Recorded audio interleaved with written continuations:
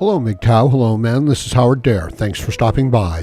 So, I want to try something a little different here because a lot of my videos are very philosophical, thoughtful, psychological, social commentary. And a lot of MGTOW, a lot of men, feel very angry. They feel very frustrated. And they see the inevitable outcome of this conflict between men and women, between feminism and just practicality, justice and honesty. They're screaming, they're angry, and they're saying, there's going to be a collapse, a societal collapse. And I agree. So let's explore that possibility. It might be really important. And I want to break this down into 3 phases. I want to look at the potential causes where we're at right now, leading to a societal, cultural breakdown. And I want to move on from that to some of the things that might happen in the early phases of such a breakdown. And then I want to talk a little bit about where we might end up. And this is conjecture, of course, and I'm not deeply steeped in this type of rhetoric and these types of videos, but I think it's worth exploring. So here we go. Part 1, the cause of the breakdown. I think if anybody's willing to be honest, they can see where we are heading.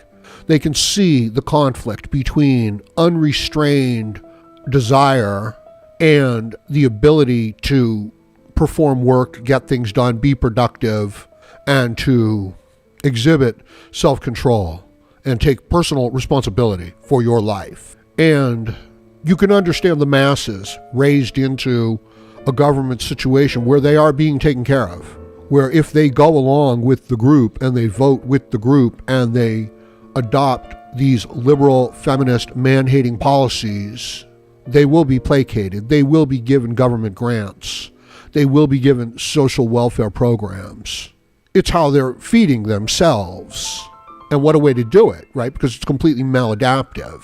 But if they're born into that system, how are they not going to do that? How are they going to turn away from what they do in order to eat? And then anybody with any sort of, personal responsibility recognizes, no, you have to take control of yourself. You have to take the resources that you have in life and then build them up and take care of them. And it's not a question of, these other people should be taking care of me.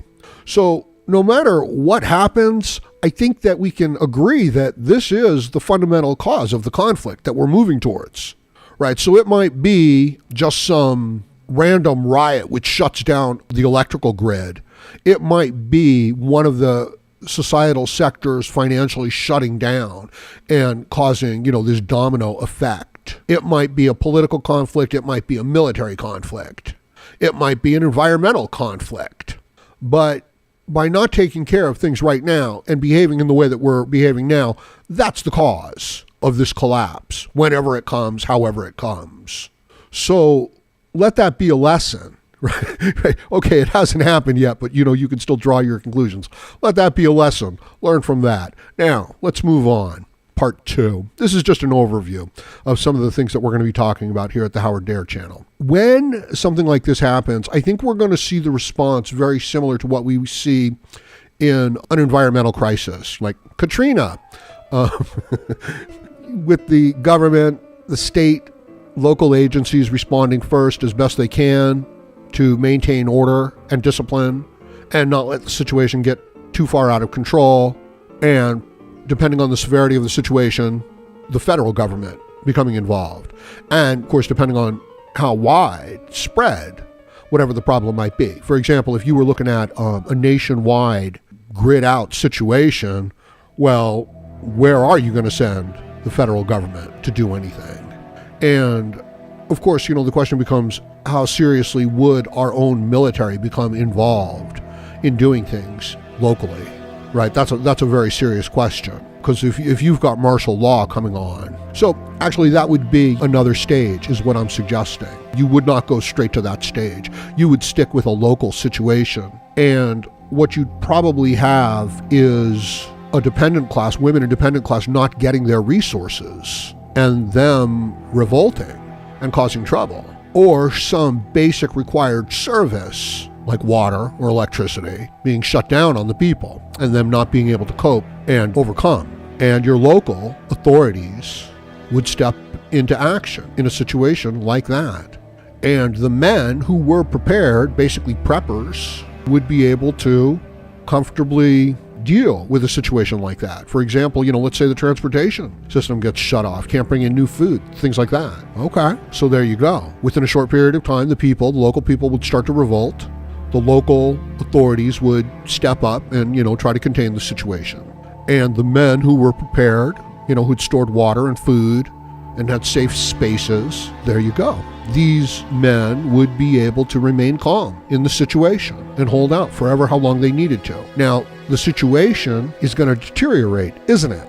Right? Because that's what we're talking about. So whatever the local situation is, I can't talk about the specifics that it's going to be, but I think that you can see the way that the situation might progress. And the smart women would be really starting to get together with the strong and capable men that I'm talking about. They would be wise to start backing those men up, taking a step back and keeping their mouths shut. Wouldn't they? But they won't. They're going to revolt. They're going to go crazy. They're going to start screaming for free, clean water, free electricity. It's going to be like, no, these things are no longer available. If you can't provide them for yourself, you're just going to have to do without them. Right? So what are they going to do? They're going to blame the state, of course. There you are. Okay, let's move on. Part 3, because the situation escalates. We're not talking about this where it becomes contained. It could be if it's just a local situation, but if it's a nationwide situation that's causing a complete oil embargo or a complete grid shutdown or running out of federal money.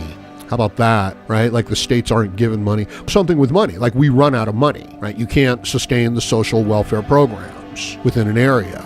And then the very people who have caused this weakness of the immune system of the entire society are now the ones causing the trouble. It's actually, I'm going to have to save part 3 for another time. These different types of videos, they take a long time to make and put together. I'm very curious, what you guys think about this type of video. And if you're interested in part 3, where everything just falls apart, and the world just burns. So let me know in the comment section below. And do me a favor, please like, share, comment, subscribe, donate, and join me again, Howard Dare, as I plan to have more content for you. Thank you, MGTOW.